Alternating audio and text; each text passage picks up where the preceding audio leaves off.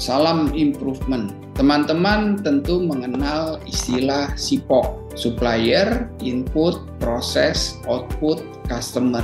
SIPOC biasanya dikenal sebagai guidance untuk membuat suatu proses atau SOP. Yuk kita bahas detail mengenai SIPOC. Pada saat kita ingin develop proses, kita memerlukan suatu input. Input apa yang diperlukan supaya proses bisa berjalan dengan baik? Misalnya, proses pencernaan. Proses pencernaan memerlukan input makanan yang lunak sehingga bisa diproses dengan baik di pencernaan. Kemudian kita mencoba mempelajari input tersebut berasal dari proses apa, proses sebelumnya yang memberikan input supaya proses bisa berjalan dengan baik. Bicara input yang tadi, makanan yang lunak tersebut berasal dari proses mengunyah di mulut. Jadi proses mengunyah di mulut tujuannya memberikan input makanan yang lunak ke dalam proses pencernaan. Kemudian proses tersebut akan menghasilkan output yang diperlukan oleh next process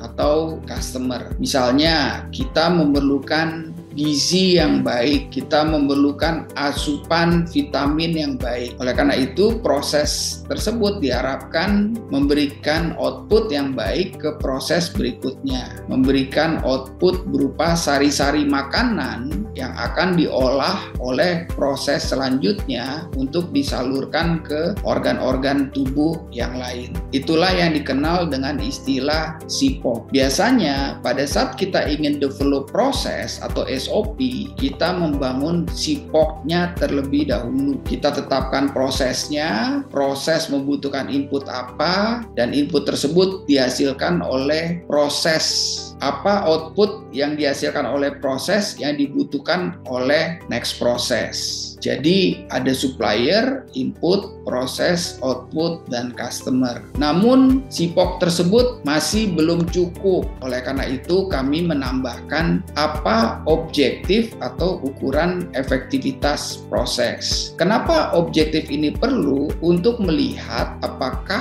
proses sudah efektif atau belum. Sebagai contoh, proses training. Apa ukuran objektivitas dari training? Proses training, ukuran objektivitasnya adalah ROTI, Return on Training Investment. Jadi ketika perusahaan sudah memiliki proses training, tapi objektifnya tidak tercapai, berarti masih ada yang kurang di dalam proses. Oleh karena itulah kami menambahkan apa objektif dari proses untuk menjadi tolak ukur keberhasilan dari suatu proses. Selain objektif, kami pun menambahkan risk dan mitigasi. Kalau objektif itu terkait dengan output dari proses, maka risk dan mitigasi adalah resiko-resiko yang bisa terjadi selama proses berlangsung. Misalnya, proses training resikonya orang ikut training karena disuruh, bukan dari keinginan sendiri. Jadi resiko itu adalah potensi-potensi masalah yang bisa terjadi selama proses terjadi. Ketika kita sudah mengetahui resikonya, kemudian kita menetapkan mitigasinya. Bagaimana kita memiliki mitigasi sehingga kita bisa mengendalikan resiko. Kenapa risk dan mitigasi ini penting? Tujuannya supaya objektif dari proses bisa tercapai. Dengan kita mengidentifikasi resiko, kemudian kita menetapkan mitigasinya ini akan kita masukkan ke dalam proses, kita embedded ke dalam proses sehingga kita bisa menciptakan proses yang anti salah atau proses yang lebih bersifat pencegahan untuk mencapai objektif. Pada saat kita develop proses, kita pun harus melihat referensi-referensi yang diadopsi terhadap proses tersebut.